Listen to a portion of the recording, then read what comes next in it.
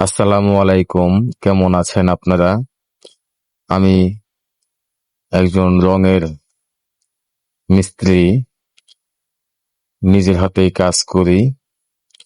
আমি মূলত রঙের কিছু শুরু থেকে শেষ পর্যন্ত কিছু কথা বলার জন্য এই কাজের ভিডিওগুলো পার্ট বাই পার্ট আপনাদেরকে দেখাচ্ছি।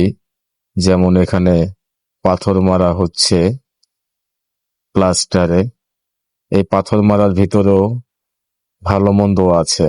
অনেকে অনেকভাবেই পাথর মারে, তবে সবচেয়ে বেটার হলো প্লাস্টারে কি অবস্থা আছে ওই হিসাব করে পাথর মারা উচিত। আমি এই যে বাথরুমের যে উপরে ফলসাদ থাকে এখানেও পাথর মেরে সিলার মারছি। অনেকে এই কাজটা করে না।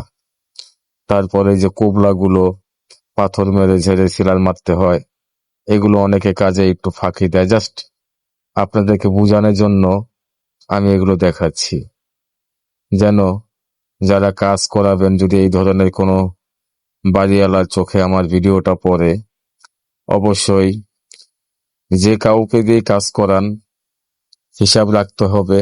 সে বলবেই যে আমি ভালো কাজ করে দেব, কিন্তু কাজটা বুঝে নেওয়ার দায়িত্ব হলো আপনার।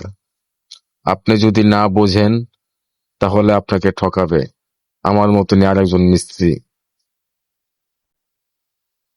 আমরা প্রথমত 120 না তো 80 দানার পাথর দিয়ে ভালোভাবে ঘষা হয়, তারপরে পানি দিয়ে প্লাস্টার ধুইতে হয়, তারপরে ঝাড়ু দিয়ে ঝেড়ে আমরা ওয়াটার সিলার মারি।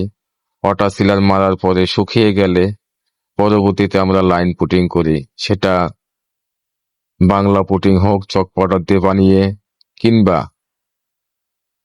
কোম্পানির রেডিমেড পুটিং ওয়াল পট্টি হোক।